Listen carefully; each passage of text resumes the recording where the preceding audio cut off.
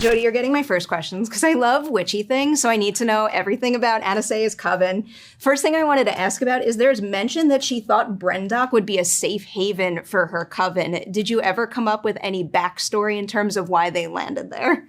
Oh, that's a really good question.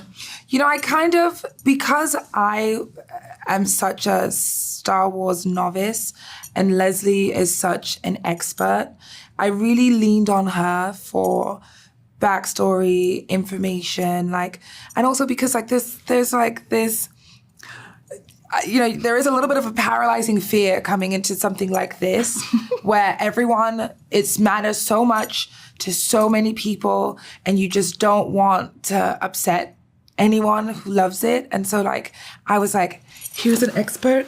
I'm just completely leaning on what you say to be the case. For what it's worth, I think it's important to respect that passion and enthusiasm, but it should never be a paralyzing fear. This franchise should always have a door open to every newcomer. But I'm an actor, so everything is a paralyzing fear. You know what I mean? Do you know what I mean? It's like we are paralyzed with fear, but people don't understand that. But we spend most of our lives paralyzed with fear. I get it. I don't know if you'll have an answer to this either, but in your mind, what's the dream outcome for her coven? Is it to live there safely forever and ever, or does she have other ambitions? Oh my God. I feel like all of these... you're not allowed to answer. I know. I feel like all these... I actually think you're not allowed. This is something that I know. Yeah. I feel like I would love to... Can we do this again? Why? You know, Star Wars, I feel like we need a junket. Come back in 2 months. We need a junket after the show's been out. Yeah. And we can also actually save talk. anything that you want to share now that we're not allowed to share until an appropriate time. I'll always have you covered and never want to spoil anything. Feels like a trick. Feels like a trick. No. I'm not going to do that, but never. I'll just say yes. I won't tell you what. I'm not going to expound, but I will say yes. I will take that tease. That's a very informative tease, but it's also appropriate and spoiler free. Oh my God, I'm scared for my questions. So for you, this is a question that I love asking when characters kind of exude such strength and confidence. What do you think Vernestra thinks her greatest strength is, but also what do you think she fears her greatest weakness is? Oh my God. The first thing that I thought when you said that is that Mary Allens believe that they have a destiny that they will fulfill, that they should fulfill, and that is supported by their community, the planet where they come from. And I have the feeling for this show, I had the idea for Vernestra that what happens in this season is something that she always suspected would come, and that she is fulfilling her destiny in this series, basically. Which doesn't totally answer your question. I mean, the Lightwhip is, very, very cool and powerful and awesome. But yeah, I think her greatest strength is probably her ability to be, deeply thoughtful about things and to believe that she is making the right decisions and doing her best. Sounds kind of simple, and that is also, of course, going to be her weakness. I could see that big time Same. so far. Yeah. Same. Yeah.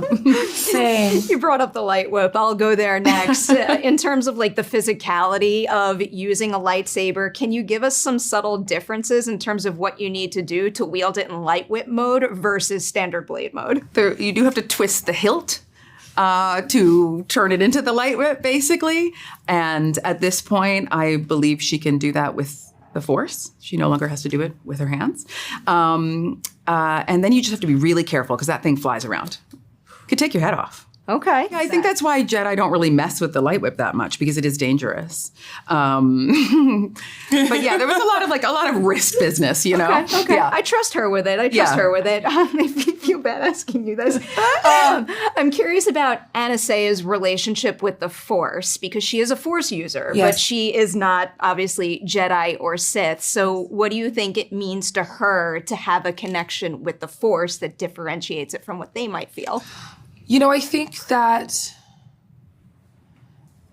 Can I answer this one? I don't know. I blacked out because I was worried about my own answer, so I didn't even listen to this question.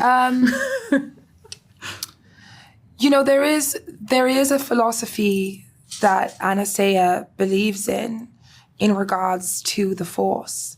what it is and what it means and how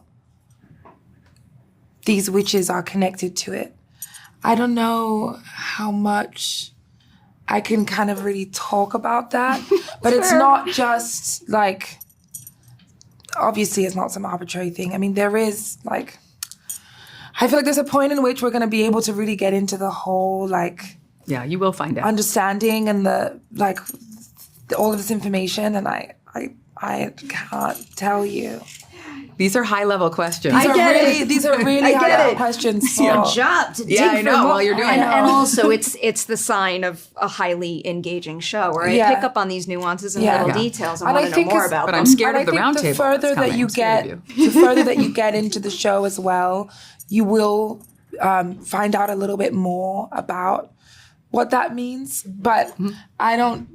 That question is not going to be answered in this season.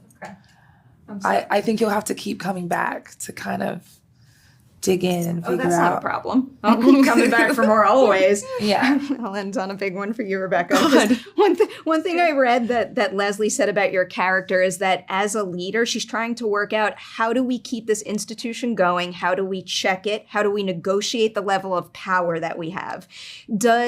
Does she think there should be limits on that power? And if so, where does she draw the line? Does Vernestra think there should be limits? Yes, she does. And I think over the course of this season, she is learning about where that line should be drawn. Reluctantly learning about it, especially as the Senate looms closer.